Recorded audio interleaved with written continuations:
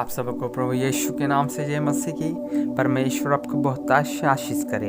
आज का आशीष वचन है लूका रचित सुसमाचार उसका 6 अध्याय 38 पद। यहाँ पर इस प्रकार लिखा हुआ है, दिया करो तो तुम्हें भी दिया जाएगा। मेरे प्रियो, जब हम परमेश्वर को देने लगते हैं तो हमारे जीवन में अद्भुत आशीष, विशेषकर फाइनेंशियल ब्लेसिंग हमारे जीवन में होने लगती है। हम कई बार परमेश्वर के सामने में प्रार्थना करते हैं, हम कई बार परमेश्वर के सम्मुख में उपवास करते हैं कि हमारा जो आर्थिक अवस्था है बदल जाए, लेकिन ऐसा नहीं होता।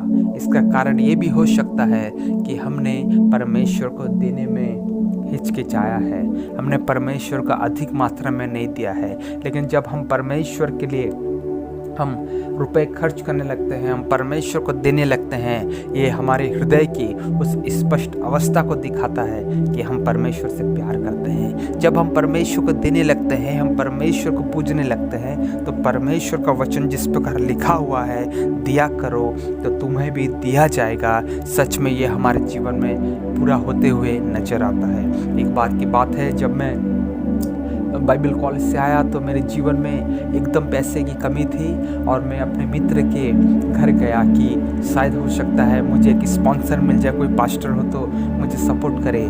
लेकिन एक पास्टर से जब मिलने के बाद मैं वापस आ रहा था तो उस पास्टर ने मुझे 100 रुपया दिया और मैं बस में सोचा कि ये 100 रुपया को क्या मैं खर्च करूं या ना करूं, और इस प्रकार से सोचते हुए बस में उस 100 रुपया को मैं खर्च ना किया और चेंज भी मुझे नहीं मिला, जिसके वजह से मेरे पास उस 100 रुपया ही था।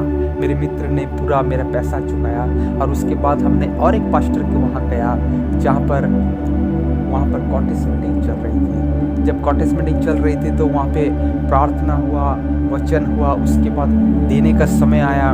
जब भेंट देने का समय आया तो मेरे जेब में जो 100 रुपया था, मैं सोचने लगा कि क्या करूँ प्रभु, मेरे पास तो 100 रुपया ही है, 100 रुपया को छोड़ मेरे पास और कुछ भी नहीं है।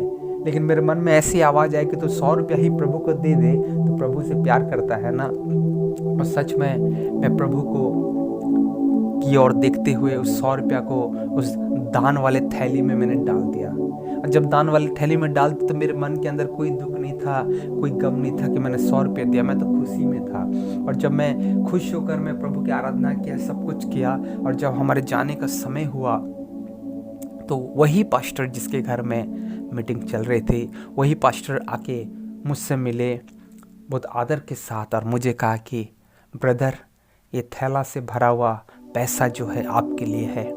तो मैं अचंभा रह गया कि मैंने तो प्रभु को सिर्फ 100 रुपया दिया, लेकिन वहाँ पे करीब 30 से 40 लोग थे, सब ने अपनी अपनी कमाई से अपने अपने प्रेम के चलते परमेश्वर को दिया। और ये हो सकता है 400-500 रुपया हो, लेकिन परमेश्वर ने मुझे 100 रुपया के बदले में कहीं गुना लौटाया। और उसके बाद से मेरा विश्वास बढ़ गया। मैं जानने लगा कि सच में परमेश्वर देने वालों को भी देता है। इसलिए यीशु मसीह का एक वचन है प्रेरितों के काम में, लेने से देना धन्य है।